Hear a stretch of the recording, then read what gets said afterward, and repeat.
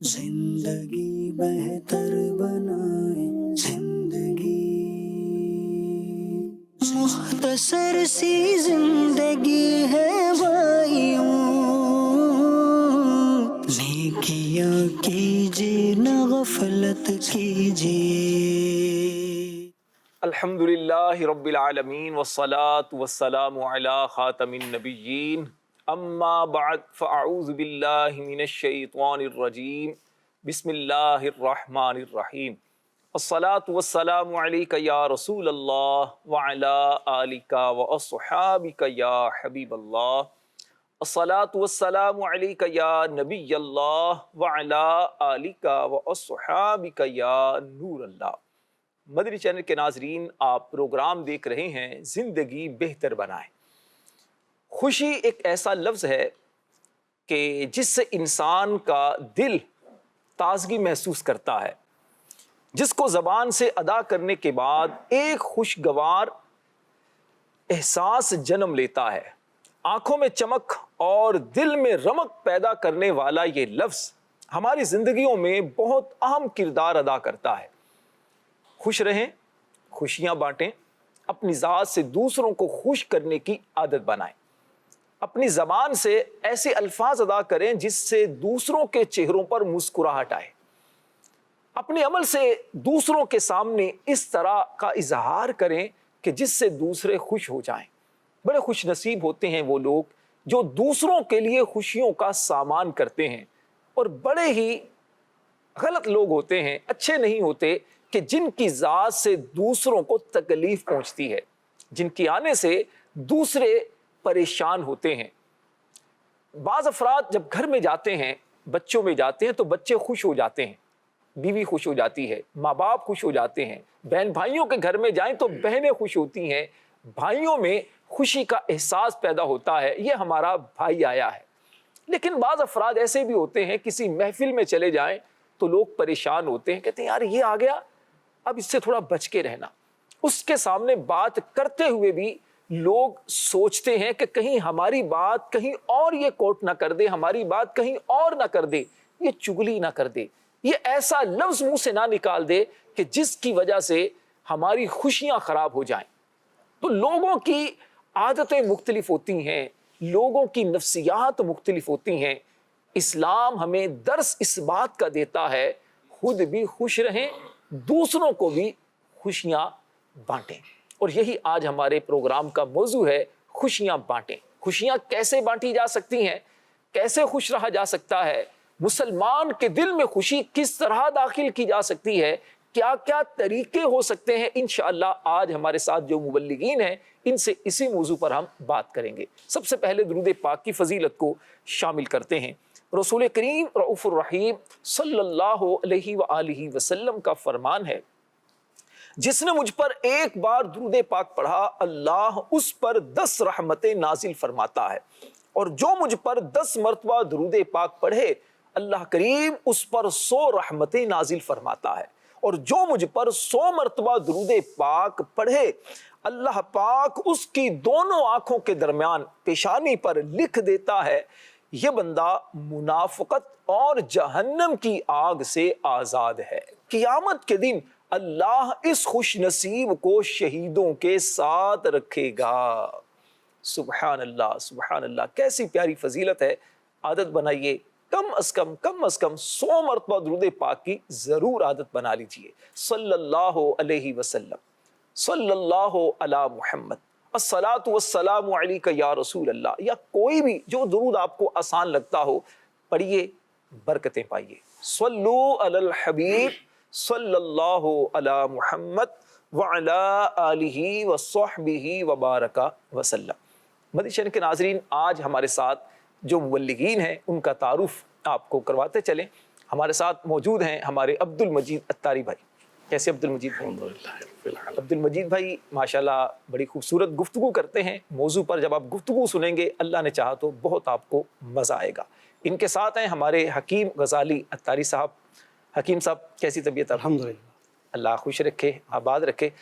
حکیم صاحب کی گفتگو بھی حکمت بھری ہوتی ہے، تجرباتی گفتگو ہوتی ہے۔ انشاءاللہ ناظرین کو اللہ نے چاہا تو بہت فائدہ ہوگا، اور ان کے ساتھ ہیں ہمارے نعت خواں ہمارے ناصر اتاری بھائی.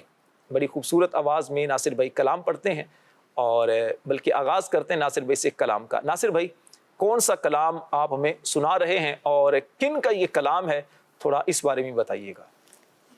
حسن رضا خان کا کلام ہے اور آسماں گر تیرے تلووں کا نظارہ کرتا. مولانا حسن رضا خان رحمۃ اللہ علیہ کا کلام ہے، آسماں گر تیرے تلووں کا نظارہ کرتا. بڑا وجد آفریں کلام ہے، سمجھ کر سننے والا کلام ہے. آئیے مل کر سنتے ہیں. صلی علی نبینا صلی علی نبینا صلی علی محمد صلی علی. اب کوئی لمحہ کوئی دن کٹتا نہیں درود بن آقا کے در پہ جائیں گے، آقا کے در پہ جائیں گے. آج نہیں تو کل صحیح، اب تو نہ رو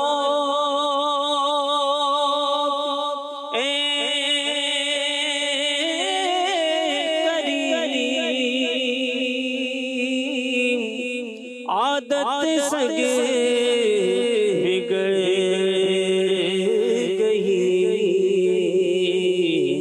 میرے قریب میرے قریب میرے قریب پہلے ہی لقمائے کھلائے کیوں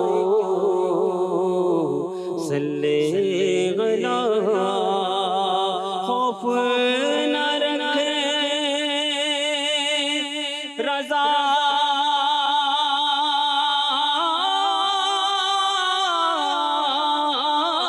ذرا تو ہے عبد مصطفیٰ تیرے لیے، ہاں تیرے لیے امان ہے. تو ہماری جان ہے. صلی علی نبینا صلی علی محمد.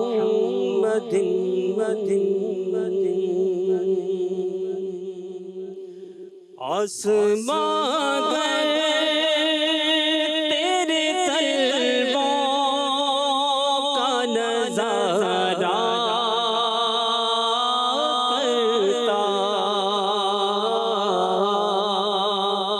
آسماں گر تیرے تلووں کا نظارہ کرتا.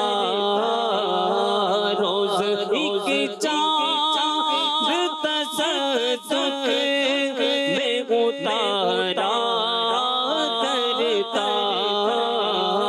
روز ایک چاند روز ایک چاند تصدق میں اتارا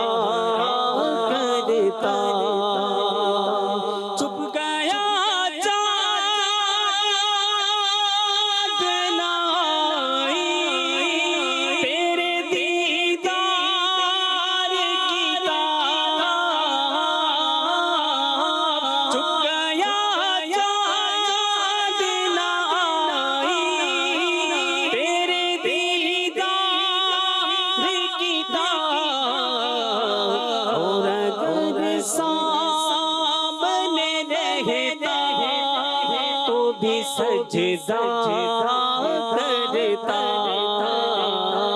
اور اگر سامنے رہتا تو بھی سجدہ کرتا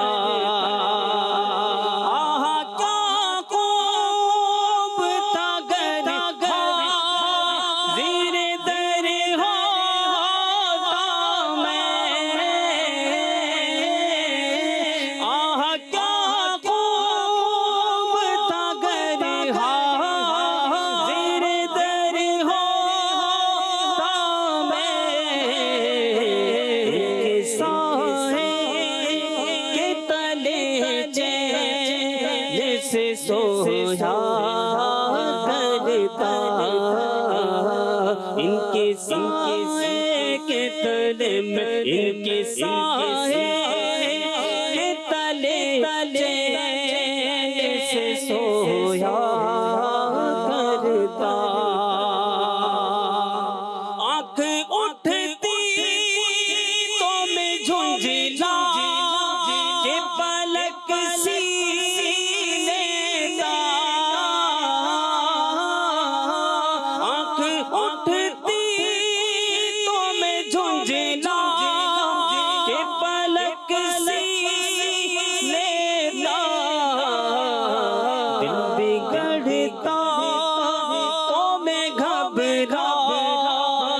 سنبھالا کرتا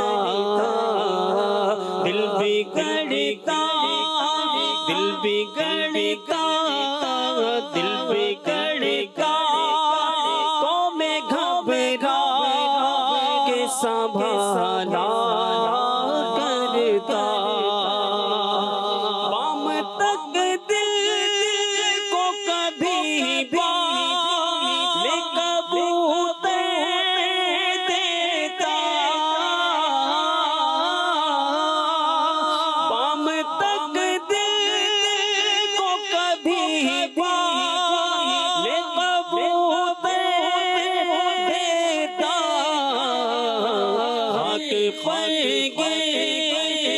کبھی ہائے خدایا کرتا حق پر کبھی ہائے خدایا کرتا کبھی رحمت کے تصور میں ہنسی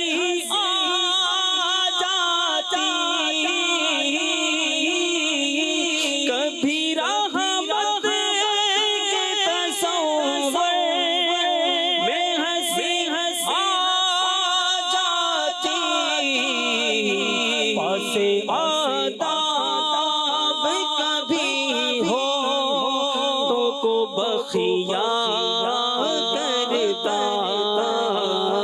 پاس آداب کبھی ہو تو کو بخیا کرتا اے حسن قصد مدینہ نہیں رونا ہے یہی اے حسن قصد مدینہ نہیں رونا ہے یہی اور میں آپ سے کس بات کا شکوہ کرتا اور آپ سے کس بات کا شکوہ کرتا آسمان گئے تیرے تلووں کا نظارہ کرتا سبحان اللہ سبحان اللہ، کیا شان ہے کریم آقا صلی اللہ علیہ وآلہ وسلم کی۔ آسماں گر تیرے تلووں کا نظارہ کرتا، آسماں گر یا رسول اللہ تیرے تلووں کا نظارہ کرتا، روز ایک چاند تصدق میں اتارا کرتا۔ لوگ حسن کو تشبیہ دیتے ہیں چاند سے، یعنی چاند کی مثال بیان کرتے، چاند ایسا خوبصورت ہے، چاند ایسا روشن ہے، میرے محبوب کا چہرہ ایسا ہوگا، میرا محبوب فلاں ہوگا، ایسا ہوگا۔ لیکن قربان جائیے کریم آقا علیہ السلام کے حسن و جمال پر۔ امام اہل سنت کے بھائی شہنشاہ سخن استاد زمن مولانا حسن رحمت اللہ علیہ کیا خوبصورت تخیلاتی انداز میں، کیا بلکہ حقیقت بیان کرتے ہیں کہ یا رسول اللہ آپ کا حسن و جمال ایسا ہے کہ آسماں اگر آپ کے تلووں کا نظارہ کر لیتا تو چاند کو روزانہ ہی آپ پر قربان کر دیتا۔ سبحان اللہ۔ مجھے یاد آ رہا ہے شعر صحابی رسول حضرت سیدنا حسان بن ثابت رضی اللہ تعالی عنہ کا، کیا خوبصورت انداز میں کریم آقا علیہ السلام کی تعریف بیان کرتے ہیں، کہتے ہیں وَأَحْسَنُ مِنْكَ لَمْ تَرَ قَطُّ عَيْنِي، یا رسول اللہ آپ سے زیادہ خوبصورت میری آنکھوں نے نہیں دیکھا۔ وَأَجْمَلُ مِنْكَ لَمْ تَلِدِ النِّسَاءُ، کیونکہ آپ جیسے حسن و جمال والا آج تک کسی عورت نے جنا ہی نہیں ہے۔ خلقت مبرئا من کل عیب، یا رسول اللہ آپ کو ہر عیب سے پاک پیدا کیا گیا ہے۔ کأنک قد خلقت کما تشاء، یا رسول اللہ آپ کو رب نے ایسا بنایا ہے جیسا آپ چاہتے تھے۔ اور امام اہل سنت سے اگر پوچھتے ہیں حضور آپ بتائیے آقا کریم کا حسن و جمال کیسا تھا، تو امام اہل سنت کہتے ہیں وہ کمال حسن حضور ہے، وہ کمال حسن حضور ہے کہ گمان نقص جہاں نہیں، یہی پھول خار سے دور ہے، یہی شمع ہے کہ دھواں نہیں۔ تیرے آگے یوں ہے دبے لچے فصحاء عرب کے بڑے بڑے، کوئی جانے منہ میں زبان نہیں بلکہ جسم میں جان ہے۔ کروں تیرے نام پہ جان فدا، نہ بس ایک جان دو جہاں فدا، دو جہاں سے بھی نہیں جی بھرا، کروں کیا کروڑوں جہاں نہیں۔ پھر کہتے ہیں یا رسول اللہ سرور کہوں کہ مالک و مولا کہوں تجھے، باغ خلیل کا گل زیبا کہوں تجھے، اللہ رے تیرے جسم منور کی تابشیں، ہے راہوں میرے شاہ میں کیا کیا کہوں تجھے، لیکن رضا نے ختم سخن اس پہ کر دیا، خالق کا بندہ خلق کا آقا کہوں تجھے۔ سبحان اللہ۔ اسی کریم آقا صلی اللہ علیہ وسلم کی بات کرتے ہیں، پیارے آقا علیہ السلام کی باتیں کرتے ہیں، آقا کریم علیہ السلام کی مبارک شریعت کی باتیں کرتے ہیں، اور پیارے آقا علیہ السلام کے مبارک انداز زندگی کو اگر ہم دیکھتے ہیں تو کریم آقا علیہ السلام دوسروں کو خوش رکھتے تھے، نہ تو اپنی ذات سے کسی کو تکلیف پہنچاتے اور نہ ہی کسی کی تکلیف کو پسند کرتے تھے۔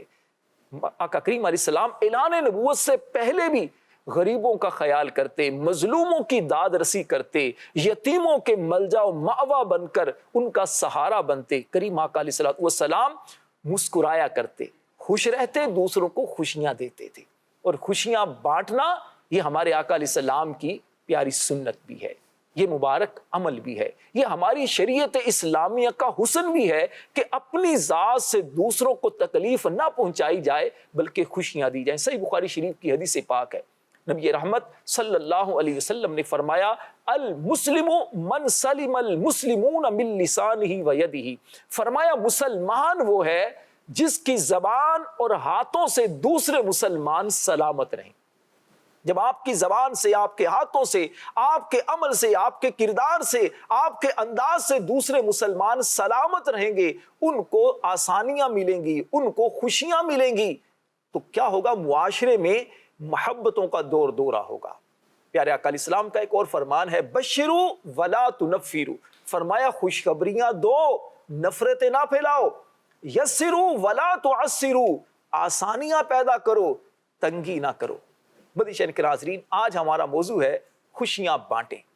خوشیاں بانٹنے کی اسلام میں کس قدر زیادہ اہمیت ہے، دوسروں کا دل خوش کرنا دین اسلام میں کتنی زیادہ اہمیت رکھتا ہے، عبد المجید بھائی سے پوچھتے ہیں، کیا فرمائیں گے؟ بسم اللہ الرحمن الرحیم، راشد نور بھائی، اسلام میں مسلمان کا دل خوش کرنا اور خوشیاں بانٹنا، لوگوں کے غموں میں شریک ہونا، کسی مریض کی عیادت کرنا اور کہیں کوئی جنازہ ہو جائے اس میں شرکت کرنا، الغرض کوئی پریشان ہے اس کی پریشانی اس کو اچھا مشورہ دے دینا، خوشیاں کسی کے دل میں داخل کرنے کے بہت سارے ذرائع ہوتے ہیں جی۔ اب عموماً لوگ یہ سمجھتے ہیں کہ شاید کسی کی خوشی جو ہے صرف پیسے سے، ایسا نہیں ہے، اس کے بہت سارے طریقہ کار ہیں اگر ہم اپنانا چاہیں۔ اللہ کے آخری نبی صلی اللہ تعالی علیہ وسلم کا فرمان ہے، اللہ پاک کے نزدیک فرض کی ادائیگی کے بعد سب سے افضل عمل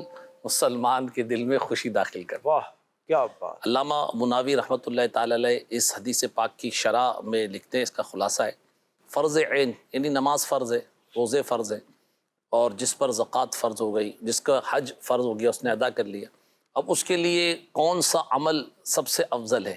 تو دیگر عبادات اپنی جگہ ہے، مگر ان فرائض کی ادائیگی کے بعد سب سے افضل عمل مسلمان کے دل میں خوشی داخل کرنا۔ سبحان اللہ۔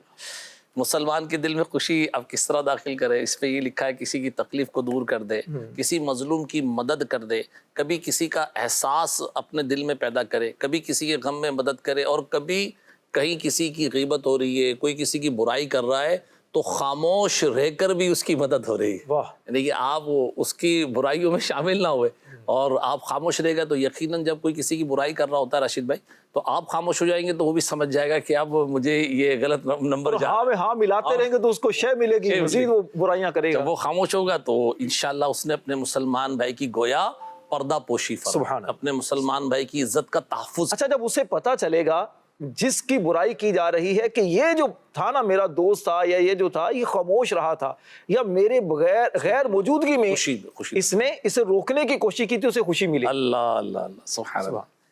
اسی طرح آپ بہت سارے ایسے ذرائع ہیں کہ مریض کی عیادت کرنا، اب یہ ایک ایسا عمل ہے کہ ہمارے یہاں کوئی نہ کوئی بیمار ہوتا ہے، میں بھی بیمار ہو جاتا ہوں، آپ بھی بیمار ہو جاتے ہیں، ہر آدمی زندگی میں کبھی نہ کبھی کسی بیماری میں آ جاتا ہے، تو بیمار کے پاس اگر ایسے اسباب ہوں، حالات ہوں کہ اس کے پاس پہنچ کر اس کی دل جوئی کی جا سکے اور اس کی عیادت کی جائے تو اس کا ثواب بہت زیادہ ہے۔ کسی جنازے میں شریک ہو جائے، اچھا ثواب بھی ہے، پھر اسے خوشی بھی ہوگی۔ خوشی، کوئی بیمار آدمی ہے، ایکسیڈنٹ ہو جاتا ہے، کوئی چوٹ لگ جاتی ہے اور آپ اس کے پاس چلے جاتے ہیں اور جا کر آپ تھوڑا سا حوصلہ افزائی کر دیتے ہیں، چند میٹھے بول دیتے ہیں، اللہ کرم کرے گا، اللہ صحت دے گا، ہمت سے کام لیں، کوئی بات نہیں، پریشانی آتی رہتی ہے، اس انداز سے چند میٹھے جملے آپ بول دیتے ہیں، کیا ہوگا؟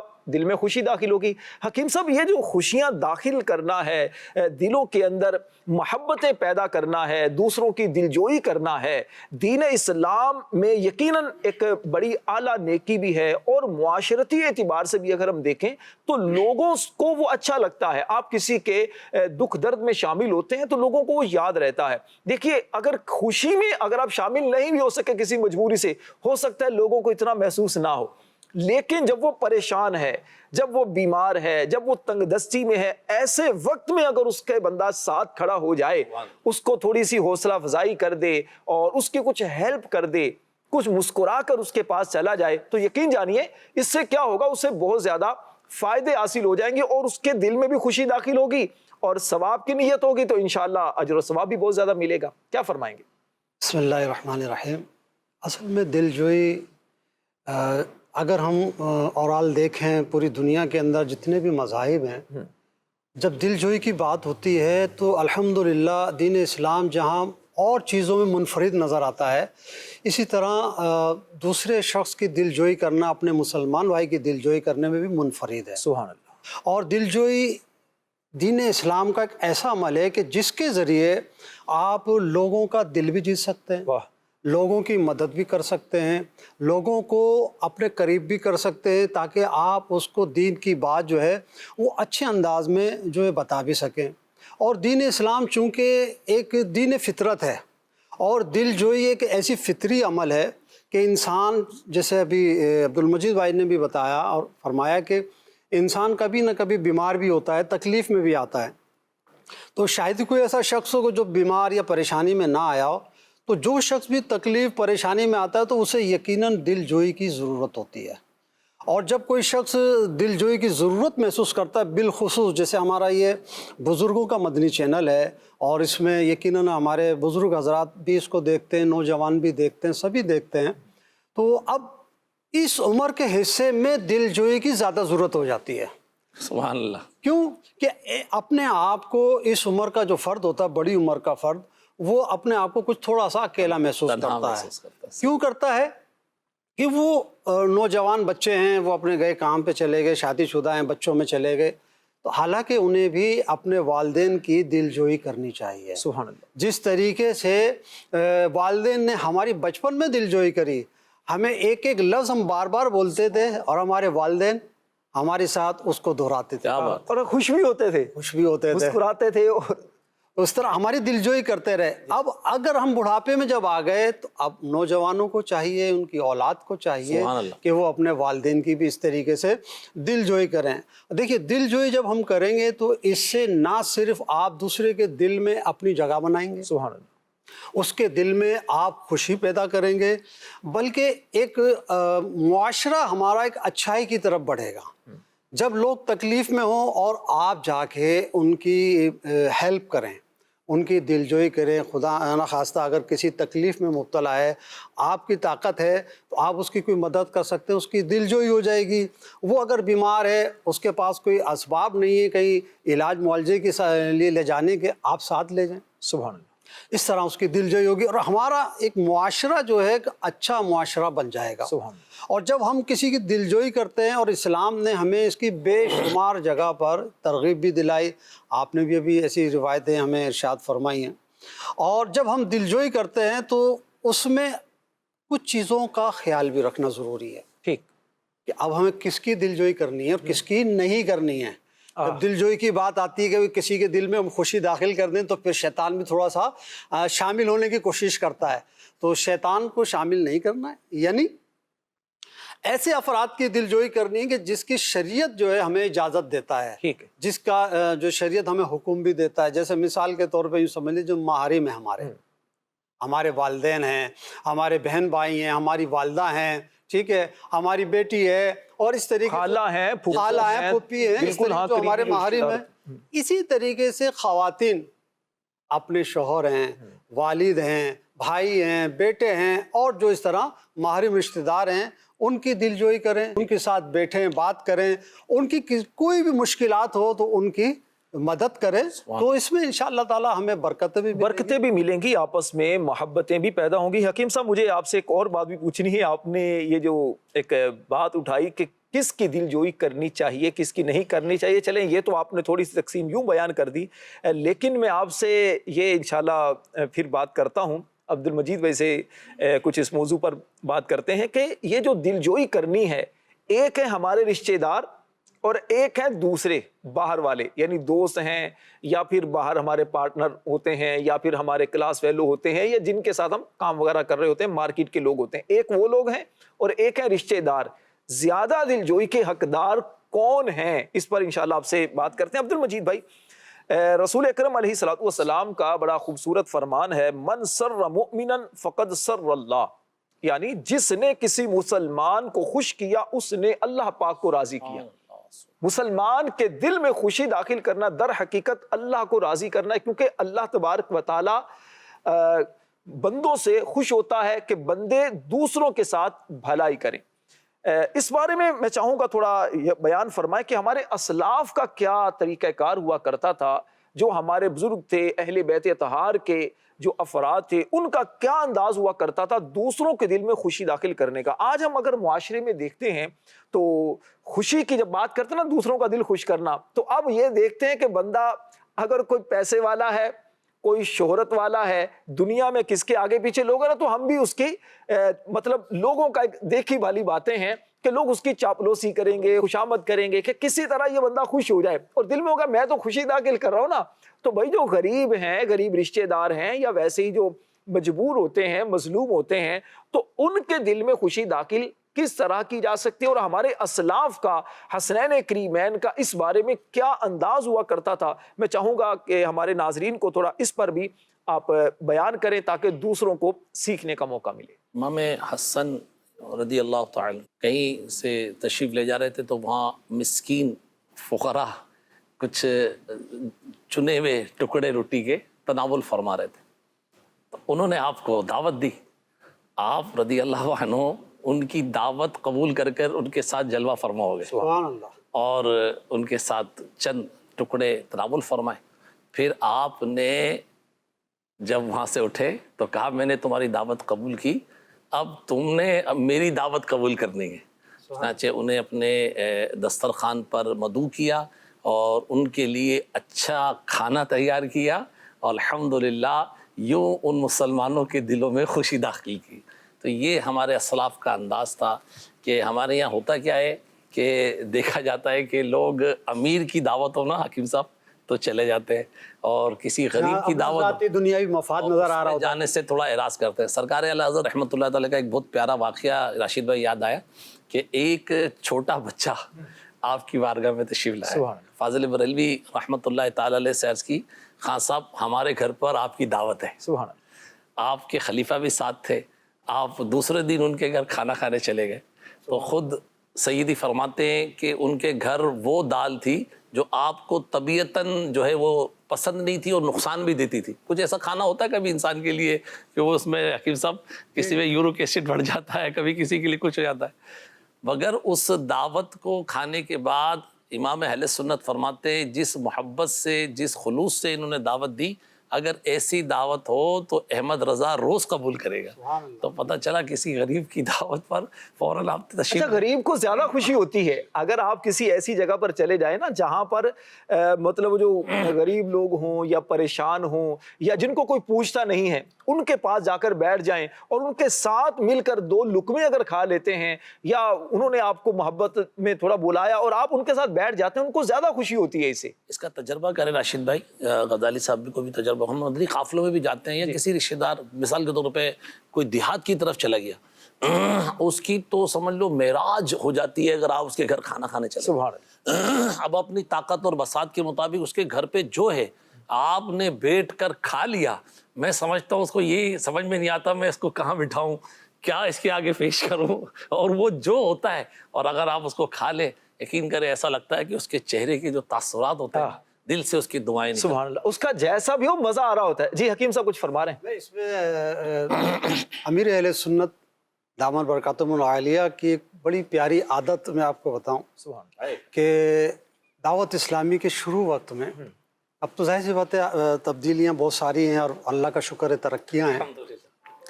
اس وقت جب ویگنوں میں سفر کیا کرتے تھے، بسوں میں سفر کرتے تھے، تو بسا اوقات ایسا بھی ہوتا تھا جب گلزار حبیب جہاں جمعرات کا اجتماع ہوتا، جب جمعے کے دن وہاں سے نکلتے دوسرے علاقے میں علاقائی دورے کے لیے، تو بسا اوقات ایسا ہونے لگا کہ کوئی رکشہ لے کے کھڑا ہے، کوئی کار لے کے کھڑا کہ میرے ساتھ بیٹھے چلے. لیکن امیر اہل سنت جو ہیں ان کی سادگی پہ قربان جائیے اور دل جوئی پہ کہ رکشے والے کو آپ جو ہے نا اولیت دیتے ہیں کہ تاکہ اس کا دل خوش ہے اور آپ اس میں بیٹھ کے چل جاتے ہیں. کار کی اور اس کی کوئی حاجت نہیں انہیں، لیکن اس میں دل جوئی، ایسی دل جوئی دیکھی کہ ایسے ایسے اسلامی بھائی دیکھے اس وقت میں کہ اس ذرا سی بظاہر دل جوئی کرنے کی وجہ سے آج تک وہ ماحول سے وابستہ ہیں، ماحول سے وابستہ ہوتے ہیں، نیکی کی طرف آ جاتے ہیں، نمازی بن جاتے ہیں. حکیم صاحب میں نے ایک سوال آپ کے لیے چھوڑا تھا، وہ سوال یہی تھا کہ دل جوئی تو ہمیں کرنی ہے، دل تو خوش کرنا ہے.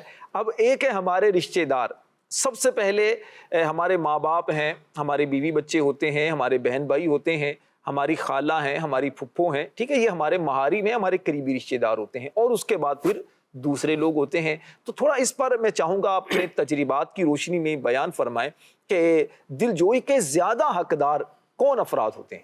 دیکھیے جو ہمارے محارم میں سب سے پہلے تو ہے ہی وہ، ٹھیک ہے. اس کے علاوہ جب ہم دیکھتے ہیں کہ جہاں ہم کوئی ہمارا کاروبار ہے، ہمارے ماتحت جو لوگ ہیں، جی، اگر ہم ان کے اوپر کوئی اچھائی کریں گے، ان کی دل جوئی کریں گے تو وہ زیادہ خوش ہوں گے، ٹھیک ہے، اور ان کے دل میں ہم تھوڑی سی چیز سے بہت بڑی خوشی داخل کر سکتے ہیں. اسی طریقے سے ہمارے پڑوسی آ جاتے ہیں، ٹھیک ہے، کیونکہ پڑوس کا یقیناً ایک بہت بڑا حق ہوتا ہے. ٹھیک ہے. اگر ہمارے پڑوس کے اندر کوئی شخص، اگر ہم تھوڑی توجہ دیں، بالخصوص آج کے دور میں، تو ہمیں بہت سارے نادار لوگ نظر آئیں گے جن پر ہماری اور ہمارے معاشرے کی عموماً نظر نہیں ہوتی. ان کی اگر ہم دلجوئی کریں کہ بالخصوص وہ افراد کے جو کرائے پر رہتے ہیں. میں نے خود راشد بھائی ایسے لوگ دیکھے ہیں کہ ان کے بسا اوقات مہینے کا کرایہ پورا نہیں ہو پاتا ہے. اگر وہ کرایہ کرتے ہیں تو بچوں کا راشن پورا نہیں کر پاتے ہیں. تو ان بیچاروں کی اگر ہم تھوڑی سی دلجوئی کریں اور ان کے ساتھ تھوڑا سا تعاون کریں تو یہ یقیناً ہمارے پڑوسیوں کے دو پھر حقوق ہمارے پورے ہو جاتے ہیں اس میں. ایک تو ہمارے پڑوسی کا حق پورا ہو رہا ہے کہ ہم اس کی دلجوئی کر رہے ہیں. دوسرا ایک مسلمان کی دلجوئی کرنا وہ ہمیں اس کی فضیلت مل جاتی ہے. اسی طریقے سے ہم مارکیٹ کے اندر ہیں, ہم تو دکاندار ہیں, لیکن ہمارے ساتھ دکان پر یا مارکیٹ میں کوئی دکان پر کام کرنے والا کوئی ورکر ہے, ہم اس کی دلجوئی کر سکتے ہیں. اسی طریقے سے ہم بسا اوقات جو ہے کیا ہوتا ہے کہ کچھ رشتہ دار ذرا دور کے ہوتے ہیں, ہوتے تو دور کے ہیں لیکن جان پہچان ہوتی ہے, سب تعلقات ہوتے ہیں. ان کی اگر ہم دلجوئی کریں, ضروری نہیں کہ ہم مالی طور پہ دلجوئی کریں. جیسے ابھی عبد المجید بھائی نے بھی بتایا کہ مختلف قسم کی پریشانیاں جو ہیں ان کے انسان کے ساتھ لاحق ہوتی ہیں. تو اس طرح ترتیب وار اگر ہم اپنے جاننے والوں سے جن سے ہمارا تعلق ہوتا ہے ان کی دلجوئی کریں. بلکہ امیر اہل سنت کا تو یہاں یہ ارشاد بھی ملتا ہے اور عمل بھی ملتا ہے کہ آپ جب سفر کر رہے ہیں وہ جو آپ کے ساتھ سفر کر رہا ہے وہ بھی تو آپ کا پڑوسی بن گیا. تو ہم نے یہاں امیر اہل سنت کا بھی بہت طریقہ کار دیکھا کہ جب آپ بسوں میں سفر کیا کرتے تھے, حالانکہ آپ یقیناً ایک بڑی شخصیت تھے, لیکن اس کے باوجود آپ اپنی سیٹ دوسرے کو دے دیا کرتے. سبحان اللہ. کسی نئے اسلامی بھائی کو کہ آپ بیٹھ جائیے, ان کی دلجوئی کر دیا کرتے تھے.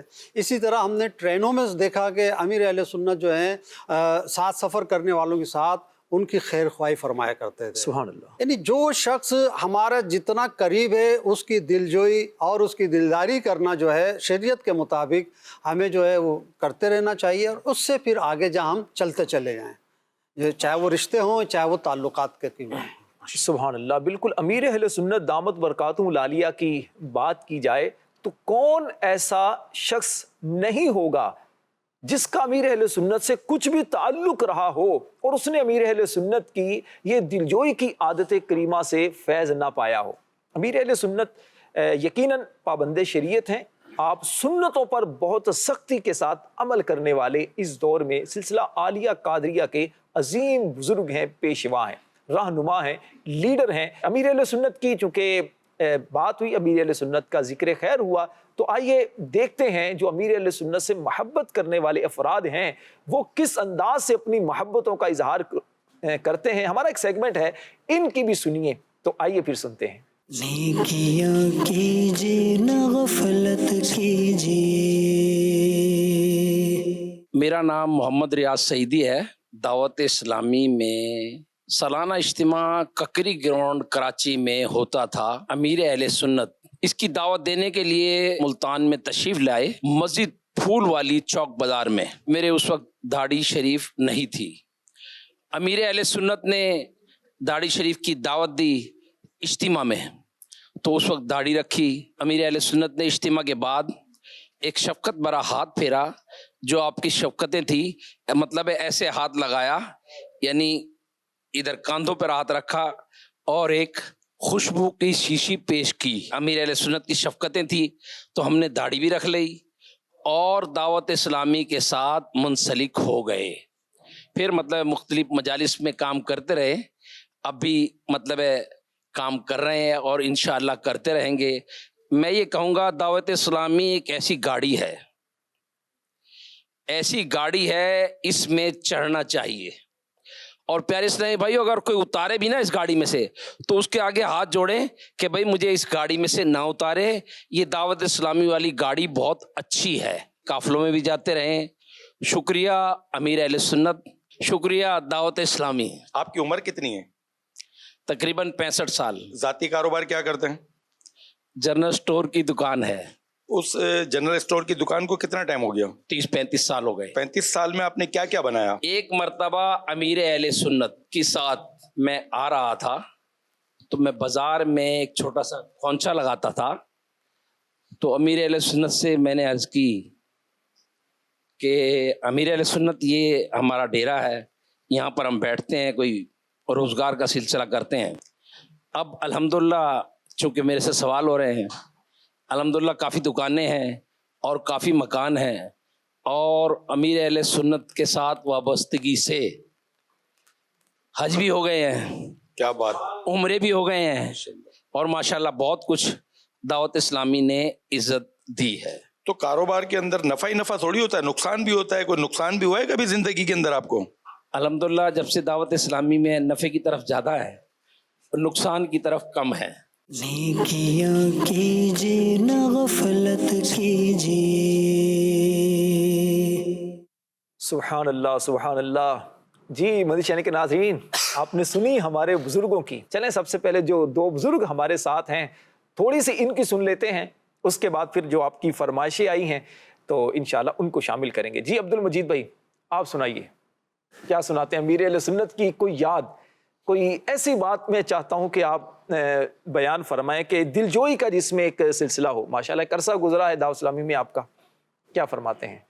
حکیم صاحب بھی ہیں، اگر حکیم صاحب کچھ بات سنانا چاہیں، دونوں سے میں چاہوں گا کوئی بات انشاءاللہ سنیں. جی حکیم صاحب کچھ آپ سنانا چاہ رہے ہیں؟ جی میں سب سے پہلے تو جو ابھی ہمارے چلا ہے تو اس میں جو ہمارے اسلامی بھائی گفتگو فرما رہے تھے، یہ ہمارے ملتان کے ریاض سعیدی صاحب ہیں.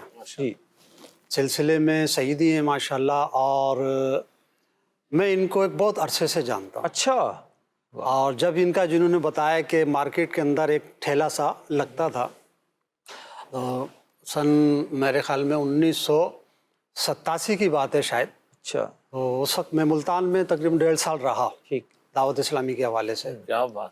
تو اس وقت یہ ماشاءاللہ اتنے جذبے والے تھے اسلامی بھائی، اللہ تعالیٰ انہیں برکت دے اور استقامت دے، کہ بسا اوقات یہ اپنا ٹھیا بند کر کے اگر کہیں درس دینے جانا ہوتا کسی کے ساتھ تو ساتھ چلے جاتے.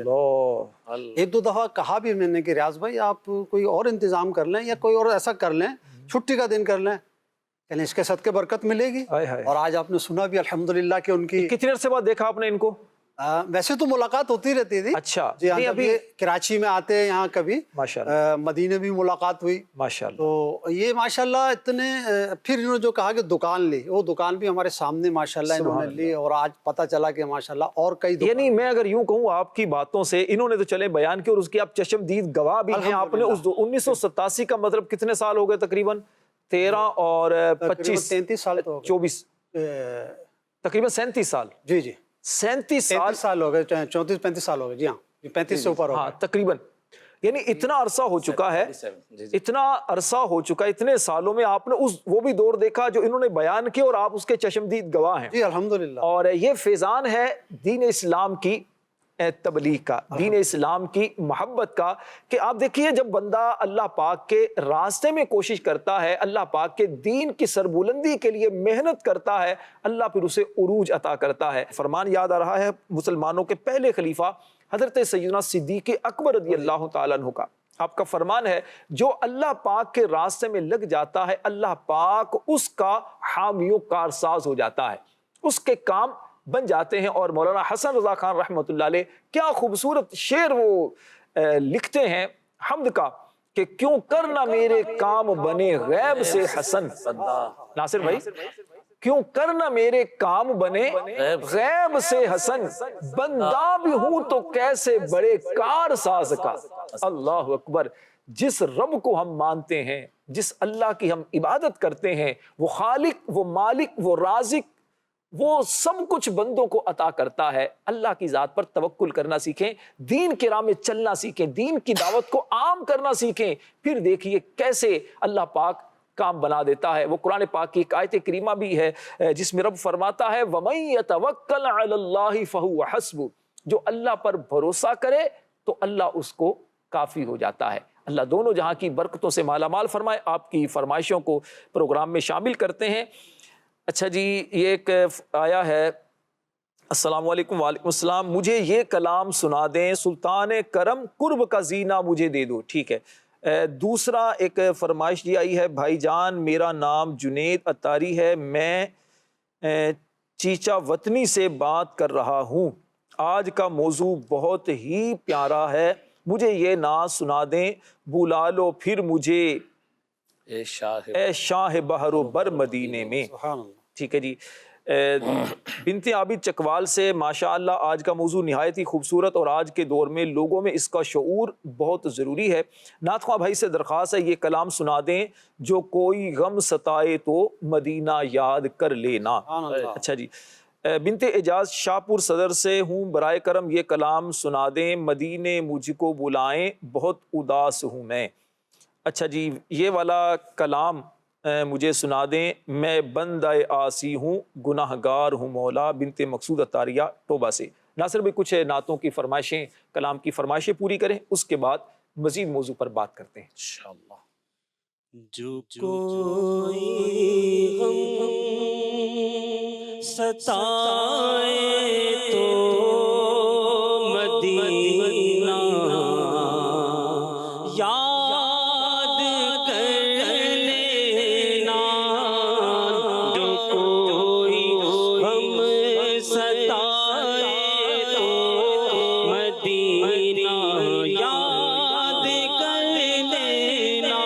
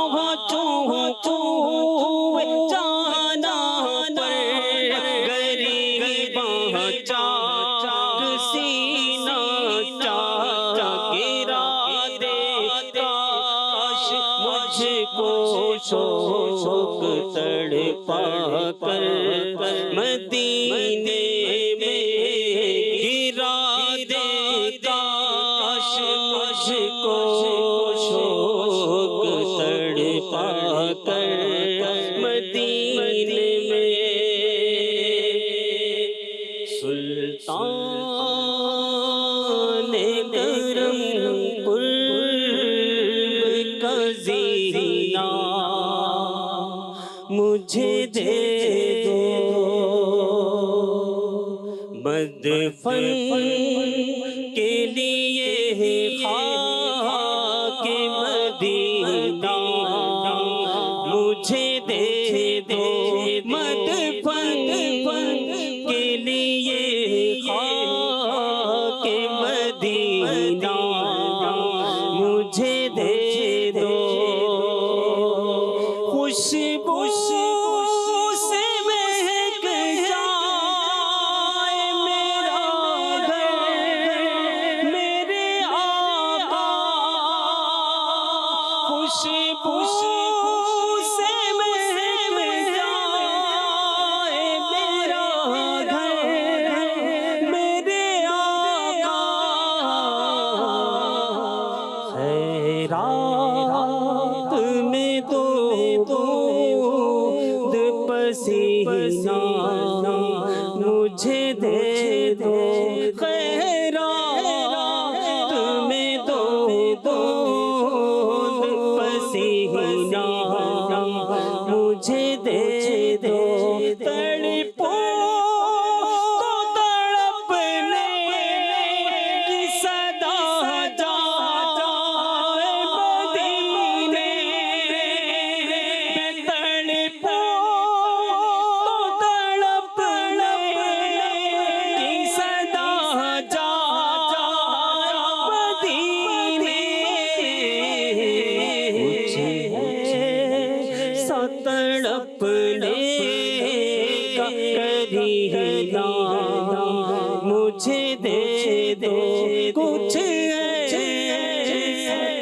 تڑپنے کا کرینا مجھے دے دو سلطان کرم قرب کا زینہ مجھے دے دو. سبحان اللہ سبحان اللہ. اللہ کریم پیارے آقا علیہ الصلوۃ والسلام کے مبارک روزے کی ہم سب کو زیارت نصیب فرمائے. بار بار مکہ مدینے کی با ادب با ذوق با شوق حاضر نصیب فرمائے. مدنی شہر کے ناظرین، مسلمانوں کے دل میں خوشی داخل کرنا بہت اجر و ثواب کا باعث ہے. دنیا میں بھی اس کی برکتیں ملتی ہیں. جب ہم دوسروں کو خوش کرتے ہیں، دوسروں کے لیے آسانیاں پیدا کرتے ہیں، تو لوگ ہم سے محبت کرتے ہیں، اور قیامت والے دن بھی اس کا بہت اجر و ثواب ملے گا. جو دوسروں کو خوش کرتا ہے، دوسروں کے دل میں خوشی داخل کرتا ہے، قیامت والے دن کیا کیا اس کو اجر و ثواب ملیں گے. عبد المجید بھائی سے پوچھتے ہیں. جی عبد المجید بھائی کیا فرماتے ہیں؟ روایت ہے اللہ کے محبوب صلی اللہ تعالی علیہ وسلم کا فرمان مبارک ہے، جس نے کسی مسلمان مومن کا دل خوش جو کرتا ہے، اللہ پاک اس سے ایک فرشتہ پیدا فرماتا ہے سبحان اللہ. جو اللہ پاک کی عبادت کرتا ہے یہاں تک کہ اس بندے کا انتقال ہو جاتا ہے. قبر میں وہ فرشتہ اس کے پاس جاتا ہے اور اس سے کہتا ہے تم مجھے پہچانتے ہو؟ وہ کہتا ہے تم کون ہو؟ کہا میں وہ خوشی ہوں جسے تم نے فلاں کے دل میں داخل کیا تھا، جس کی برکت سے مجھے پیدا کیا گیا. میں آج تمہیں وحشت میں راحت اور انسیت پہنچاؤں گا. ٹھیک. تمہارے سوالات قبر میں تمہاری مدد کروں گا، اور قیامت کے دن اللہ کی بارگاہ میں تیری سفارش کروں. واہ سبحان اللہ. اور جنت میں تیرا مقام بتاؤں. واہ کیا ایک اور روایت ہے اپنا راشد بھائی، حضرت اما عائشہ صدیقہ طاہرہ زاہدہ رضی اللہ عنہا فرماتی ہیں نبی پاک صلی اللہ علیہ وسلم نے ارشاد فرمایا، جیسے ابھی غزالی بھائی نے کہا تھا بچوں کے حوالے سے، تو فرمان مصطفیٰ صلی اللہ علیہ وسلم ہے بے شک جنت میں ایک گھر ہے جس کا نام دار الفراح ہے، اس میں وہی لوگ داخل ہوں گے جو بچوں کو خوش کرتے ہیں. اللہ اللہ. یہاں پر مجھے ایک بات کیا یاد آ بات رہی ہے، جسے آپ بھی کہہ رہے تھے، غزالی بھائی بھی کہہ رہے تھے، کہ واقعی جب کوئی بھی بچہ چھوٹا ہوتا ہے، ہم گھر میں داخل ہوتے ہیں، پوتا ہو، پوتیاں ہوں، نواسے ہوں، نواسیاں ہوں، تو عموماً میں نے دیکھا ہے کہ لوگ گھر میں داخل ہو کر بچوں کی طرف بڑھتے ہیں، میرا وہ بیٹا کہاں ہے، میری بیٹی کہاں ہے. تو یہاں غزالی بھائی کی وہ بات مجھے یاد آئی، جس طرح بچوں کو بڑے خوش رکھتے ہیں، تو واقعی بچے اگر ماں باپ ہیں یا کوئی بھی ہے اور کسی کمرے میں، گھر بڑے ہوتے ہیں راشد بھائی، وہ گھر بڑے ہوتے ہیں، آپ اسکول سے آئے یا اپنی جو بھی جاب سے آئے اور آتے ہی ساتھ اپنے کمرے میں چلے گئے، وہ صبح سے اگر گھر بیٹھے ہوئے وہ انتظار کر رہے کمرے میں، تو آتے ہی ساتھ کیا ہونا چاہیے. اور میں نے خود یہ تجربہ کیا ہے، لوگوں کو دیکھا ہے، کئی ایسے لوگ، ایسی فیملیاں ہیں کہ ان کے ماں باپ، اگر پوری بلڈنگ ہے، پورا بنگلہ ہے، بڑا بڑا گھر ہے، اور جس کمرے میں، جس حصے میں ماں باپ رہتے ہیں، جتنے بھائی ہوں سب جاتے ہوئے اور آتے ہوئے وہاں پر حاضری دے کے جاتے ہیں. سبحان اللہ. آتے وقت بھی سلام کرتے ہیں، جاتے وقت بھی سلام کرتے ہیں، یہاں تک کہ کہیں گزر جا رہا ہوتا ہے، ماں پوچھتی ہے، باپ پوچھتا، کام بولا میں فلاں جگہ جا رہا ہوں. آپ بتائیے راشد بھائی، اس وقت ان کے دل سے جو دعا نکلتی ہوگی.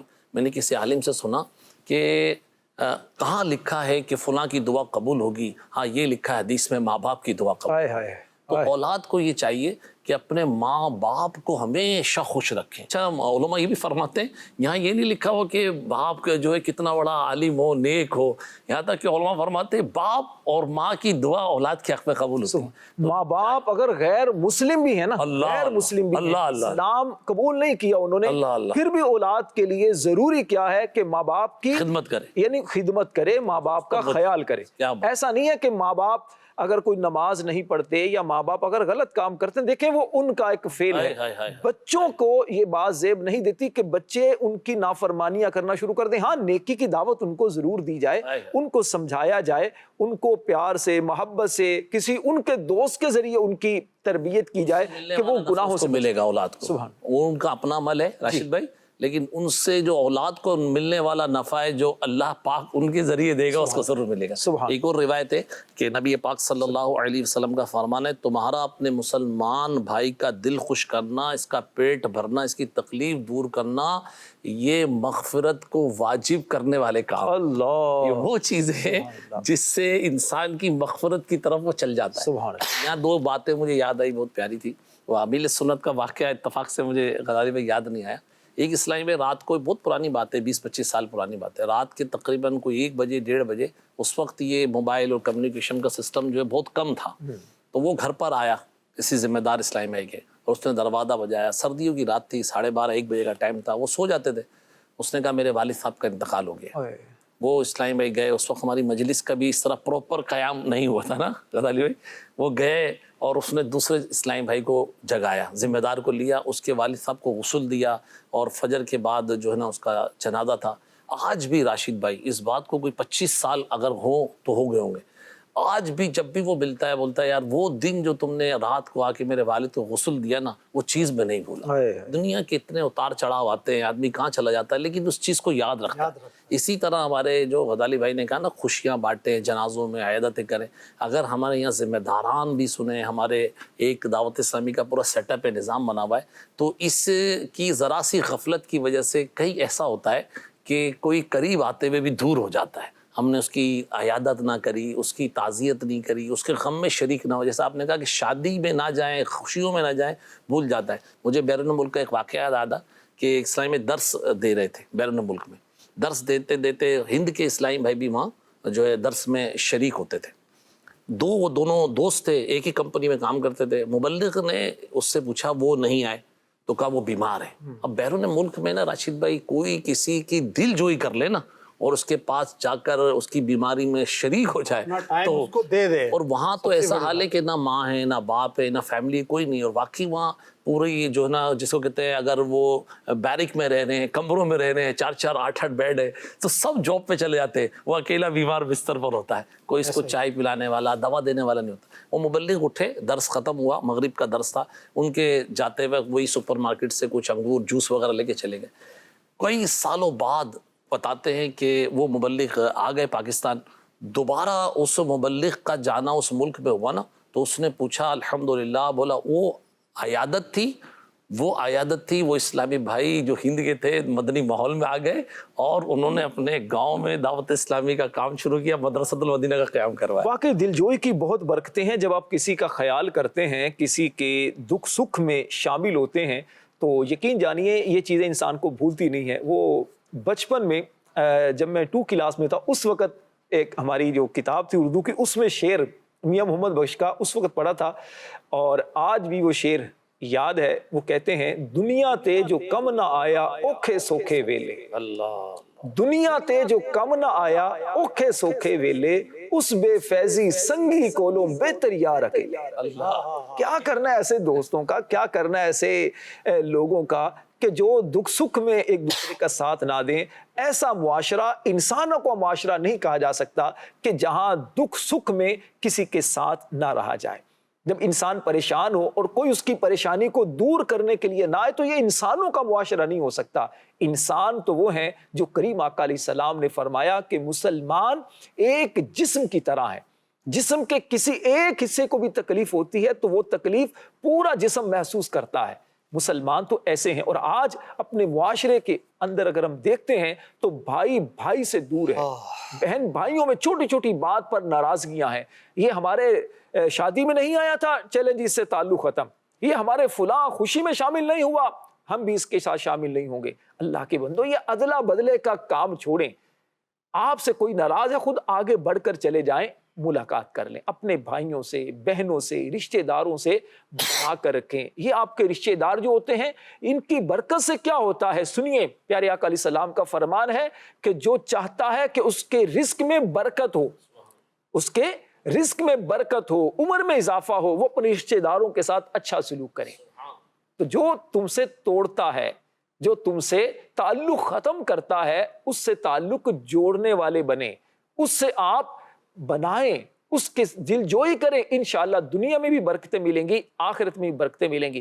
حکیم غزالی صاحب کیا فرماتے ہیں, اس دور کے اندر معاشرے میں یہ جو ایک دوری ہو چکی ہے, لوگوں میں چھوٹی چھوٹی بات پر رشتے ختم کر دیے جاتے ہیں, بجائے خوشیاں بانٹنے کے ایک دوسرے کی غیبتیں کر کے, برائیاں کر کے رشتوں میں دوریاں پیدا کر دی جاتی ہیں. کیا فرمائیں گے, یہ رشتے دار قریب کیسے آ سکتے ہیں, ان میں کیسے خوشیاں بانٹی جا سکتی ہیں؟ اصل میں سوچنے کی بات یہ ہوتی ہے کہ جو بھی ہمارا عمل ہوتا ہے اگر ہم اس کے اچھے اور برے جو اثرات ہیں اس کو اگر ہم سمجھ لیں تو انشاءاللہ تعالی ہم برائیوں سے دور ہوتے چلے جائیں گے، اور جتنی بھی معاشرے کی خرابیاں ہیں اس کو بھی ہم انشاءاللہ ختم کرتے چلے جائیں گے۔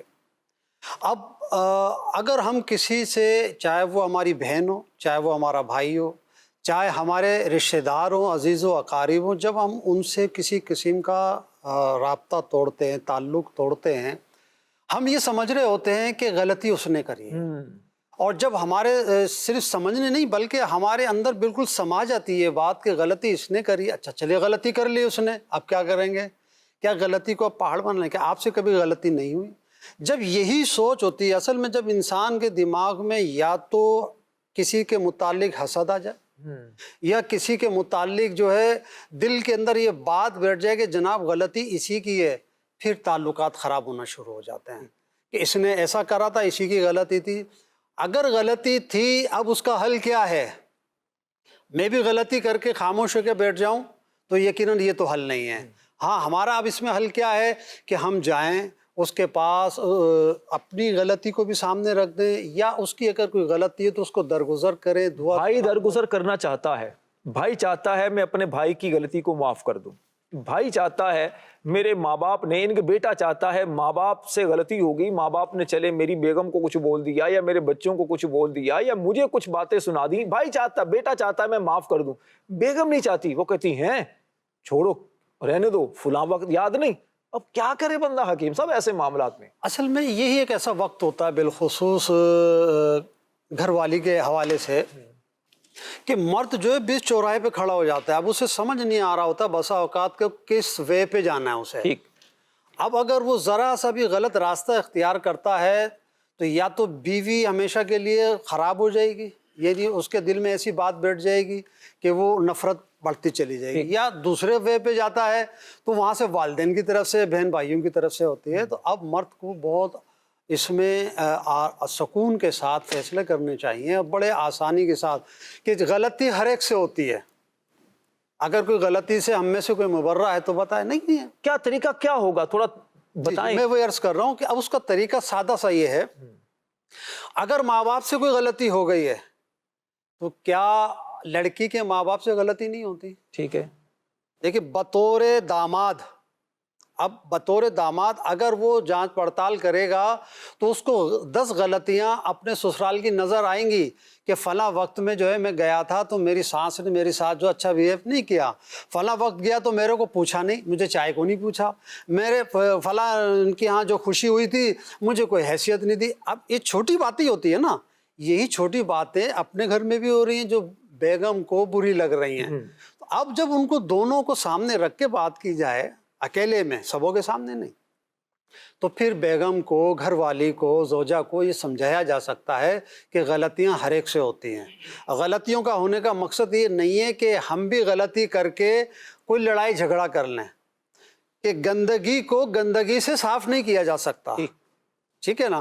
اب گندگی کو ہم اچھی چیز سے اس کو صاف کر سکتے ہیں، ناپاک کو ہم پاک پانی سے پاک کریں گے نا۔ یعنی ایک طریقہ یہ ہے کہ اپنے بچوں کی امی کو سمجھایا جائے، ان کو سمجھایا جائے، طریقے سے ان سے بات کی جائے، اور ماں باپ سے ان سے بھی طریقے سے بات کی جائے۔ یہاں پر حکیم صاحب میں یہ بھی عرض کروں گا، دیکھیے یوں بھی ہو سکتا ہے کہ دونوں کو اگر سامنے بٹھا کر بات کی جائے نا تو عموماً دیکھنے میں یہی چیز آتی ہے کہ معاملات سنبھلتے نہیں ہیں۔ اس کی وجہ یہ ہوتی ہے کہ چونکہ ایک طرف ماں ہے، ایک طرف بچوں کی ماں ہے، ایک طرف ہماری ماں ہے، ایک ہماری بچوں کی ماں ہے، تو دونوں خواتین کے درمیان مرد فیصلہ کرنے جائے گا تو عموماً وہ بیچارہ مجبور ہوتا ہے، فیصلہ کر نہیں پاتا۔ تو اس کا یوں ہو کہ اگر دونوں سے الگ الگ بات کر کے ان میں صلح صفائی کی، عفو درگزر کی بات کی جائے، ایک تو یہ ہے۔ دوسرا پھر اس چیز کو بھی پیش نظر رکھا جائے کہ جہاں معاملہ اس نہج تک پہنچ جائے کہ اب اسے محسوس ہونے لگے کہ میں فیصلہ نہیں کر پاؤں گا، سدھار نہیں لا سکوں گا، پھر کسی مفتی اسلام کے پاس چلا جائے، عالم دین کے پاس چلا جائے، جو بڑی عمر کے ہوں، شادی شدہ ہوں، ان سے جا کر ڈسکس کرے، حضور یہ معاملات ہو چکے ہیں تو مجھے فرمائیے میں کیا کروں۔ میں آپ کو ایک بات سناؤں، ایک چلیں میری شادی ہونے والی تھی تو امیر اہل سنت کی بارگاہ میں حاضری ہوئی، تو میں نے عرض کی حضور کچھ نصیحت فرمائیں۔ تو امیر اہل سنت نے فرمایا کہ بیٹا انصاف سے کام لینا۔ میں سمجھا نہیں، تو میں نے کہا حضور تھوڑا وضاحت سے فرمائیے کس بات میں انصاف کرنا ہے؟ فرمایا دیکھیے کہ شادی کے بعد مرد کے لیے سب سے بڑی چیز وہ ہوتی ہے ساس اور بہو کو ساتھ لے کر چلنا. یعنی ایک طرف بیوی ہوتی ہے، ایک طرف ماں ہوتی ہے، تو اب ایسا نہ ہو کہ ایک کی سن کر فیصلہ کرنا، کوشش کرنا دونوں میں انصاف سے کام لینا. تو اس طرح پھر آپ نے نصیحتیں کچھ فرمائی، تو یقین جانیے ایسا ہی ہے. اللہ کا شکر ہے وہ امیر اہل سنت کی نصیحتوں کا اثر ہے، امی جان بھی ساتھ ہیں، دعائیں بھی ہیں. تو اسی طرح میں چاہوں گا مدنی چینل کے جو ناظرین ہیں، آپ بھی چاہتے ہیں آپ کے گھروں میں خوشیاں ہوں، آپ کے گھر امن کا گہوارہ بنے، تو پھر بزرگوں کی باتوں کو مان لیجئے، ان کی سن لیجئے، عمل کیجئے. یہ تجربات اپنے جو بیان کر رہے ہیں اس کی روشنی میں اپنی زندگی کو خوشیوں سے مالا مال کریں، انشاءاللہ بہت آپ کو برکتیں ملیں گی. ہمارے رکن شورا حاجی عبدالحبیب صاحب کیا اس حوالے سے ہمیں ہماری تربیت کرتے ہیں، آئیے دیکھتے ہیں. دیکھیں اصل میں ہیپینس جو ہے نا، خوشی ہم نے کوانٹٹی میں ڈھونڈی ہوئی ہے. دس از دا بگ مسٹیک. خوشی کوانٹٹی میں نہیں ہے. ہم سمجھتے ہیں جس کے پاس زیادہ گاڑیاں ہیں، بڑا بنگلہ ہے، بہت پیسے ہیں، وہ زیادہ خوش والا ہے، برکت والا ہے. ہم نے برکت کو کوانٹٹی سے ٹیگ کر دیا ہے. دس از بگ مسٹیک. نہیں جناب، اگر پیسوں سے ہی خوشیاں ملتی ہوتی تو کوئی پیسے والا غمگین نہ ہوتا. پیسوں سے ہی صحت ملتی تو کوئی پیسے والا بیمار نہ ہوتا. ہم سے پوچھو، ملتے ہیں ایسے لوگوں سے، ایسی پریشانیاں بتاتے ہیں، ہم حیران ہو جاتے ہیں کہ اربوں روپے ہیں، بندہ بیچارہ کتنی بڑی پرابلم میں، اس کی فیملی میں کتنا بڑا ایشو ہے. تو برکت کوانٹٹی میں نہیں ہے، برکت جو ہے وہ کوالٹی میں ہے، معیار میں ہے. تھوڑے پیسے ہوں، کوئی بیماری نہ ہو، سکون کی نیند آتی ہو، کوئی دوائی نہ کھانی پڑتی ہو، بچے سارے نمازی فرما بردار ہوں، بیوی فرما بردار ہو، لڑائی جھگڑے گھر میں نہ ہو. بتاؤ وہ خوشی میں ہے یا جس کے پاس اتنے پیسے کے گن نہیں سکتا مگر گھر میں جائے تو ہر وقت لڑائی جھگڑے کھڑے ہیں، بیماریاں ہیں کہ ختم ہونے کا نام نہیں لے رہی، بچی کی شادی کی تو بچی کو طلاق ہو گئی، بچی گھر آ گئی. بتاؤ کون خوش ہے؟ ہمیشہ یاد رکھیں، اللہ سے عافیت مانگو. کچھ نہیں ہوگا، میں آپ کو کہتا ہوں کچھ نہیں ہوگا. ارے اللہ کی رحمت ساتھ آئے گی. تم ہمت کر لو اور بس فیصلہ کر لو کہ کچھ بھی ہو جائے میں نے 1 روپیہ بھی حرام کا نہیں کمانا. پھر دیکھو وہ کیسے غیب کے خزانوں سے عطا فرماتا ہے. سبحان اللہ. مدنی چینل کے ناظرین، یقیناً خوشیاں جو ہے نا، یہ اللہ پاک کی اطاعت اور فرما برداری میں ہے. اللہ کی نافرمانی میں، اللہ تبارک و تعالیٰ کے بتائے ہوئے طریقوں کے مطابق زندگی نہ گزارنے میں، حرام کمانے سے خوشیاں نہیں مل سکتی. نہ آپ خوش ہو سکتے ہیں، نہ دوسروں کے دل میں حقیقی خوشی داخل کر سکتے ہیں. خوش رہنا چاہتے ہیں، رزق حلال کھائیے، نیکیاں کیجئے، اللہ کی عبادت میں دل لگائیے، اپنے بچوں کو نیکیوں کی طرف لے کر جائیے. انشاءاللہ دیکھیے گا خوشیاں کیسے آپ کے دروازے پر دستک دیتی ہیں. خوشی دل کی کیفیت کا نام ہے. آپ کا دل اسی صورت میں خوش ہوگا جب دل کو اس کی غذا ملے گی. دل کی غذا کیا ہے؟ دل کی غذا اللہ کا ذکر ہے. اللہ قرآن میں فرماتا ہے الا بذکر اللہ تطمئن القلوب. سن لو، اللہ کی یاد میں دلوں کا چین ہے. اور دل کی بے اطمینانی، بے چینی کس میں ہے؟ سنیے کریم آقا علیہ السلام کی حدیث، صحیح بخاری شریف میں یہ روایت موجود ہے. فرمایا کہ گناہ وہ ہے جو تیرے دل میں کھٹکے. گناہ، نافرمانی، یہ دل کو بے چین کرتے ہیں، یہ دل کی غذا نہیں ہے. تو نیکیاں کیجئے، عبادت میں دل لگائیے، انشاءاللہ بڑی برکتیں ملیں گی. دیکھتے ہیں ہمارے ساتھ کون ہے. جی کال دیجئے. میرا نام محمد رضا مصطفیٰ ہے، میں ڈنگا سے ہوں. آج میں آپ کو سناؤں گا. رب مجھ کو بلائے گا، میں کعبے کو دیکھوں گا، وہ دن بھی تو آئے گا، میں کعبے کو دیکھوں گا. اللہ کی رحمت سے مایوس نہیں ہوں میں، وہ حج پہ بلائے گا، میں کعبے کو دیکھوں گا. سبحان اللہ، سبحان اللہ. یا اللہ پاک اس بچے کا پڑا اپنی بارگاہ میں قبول فرما. اس بچے کو، اس کے ماں باپ کو اور ہم سب کو جتنے ہمارے ساتھ پروگرام دیکھ رہے ہیں، اے اللہ پاک سب کو حرمین طیبین کی با ادب باذوق حاضر نصیب فرما. آمین آمین بجاہ النبی الامین صلی اللہ علیہ وسلم. ناصر بھائی، ایک میسیج آیا ہے ضلع خوشاب سے. یہ کلام سنا دیں میری الفت مدینے سے یوں ہی نہیں. ناصر بھائی اس کلام کے میں چاہتا ہوں ایک دو شعر سنائیں اور امیر اہل سنت کی منقبت کے بھی ایک دو شعر اگر ہو جائیں اور اس کے بعد پھر کلام کو اختتام کی طرف لے کر جاتے ہیں. میری الفت مدینے سے یوں ہی نہیں، میری الفت مدینے سے یوں ہی نہیں، میرے آقا کا روضہ مدینے میں ہے، میرے آقا کا روضہ مدینے میں ہے، مدینے جانب کیسے کھینچوں میرا جینا مرنا مدینے میں ہے، پھر مجھے موت کا کوئی خطرہ نہ ہو، موت کیا زندگی کی بھی پرواہ نہ ہو، موت کیا زندگی کی بھی پرواہ نہ ہو، کاش سرکار ایک بار مجھ سے کہے اب تیرا مرنا جینا مدینے میں ہے، اب تیرا مرنا جینا مدینے میں ہے، میری الفت مدینے سے یوں ہی نہیں، میرے آقا کا روضہ مدینے میں ہے. سبحان اللہ سبحان اللہ. خوشیاں بانٹیں تو جناب خوشیاں بانٹنے سے خوشیاں بڑھتی ہیں. خوشی ایک ایسا احساس ہے کہ جب آپ دوسروں سے شیئر کرتے ہیں تو آپ کو بھی خوشی ہوتی ہے، کیونکہ جب انسان خوش ہوتے ہیں مسکراتے چہرے خوشحال لوگوں کو دیکھ کر انسان کی فطرت یہ ہے کہ انسان کو خوشی کا احساس ہوتا ہے. مرجھایا ہوا ہو بندہ، ٹینشن میں ہو، پریشان ہو تو اس کو دیکھ کر انسانی فطرت ہے کہ انسان بھی پریشان ہوتا ہے. ہاں اگر کوئی پریشان نہیں ہوتا تو پھر اسے اپنے دل کا علاج کرانا چاہیے، کسی اچھے لوگوں میں جا کر بیٹھنا چاہیے تاکہ اس کا احساس جو مر چکا ہے وہ زندہ ہو جائے. اللہ تعالیٰ مجھے اور آپ کو عمل کی توفیق دے. آمین بجاہ النبی الامین صلی اللہ علیہ وسلم.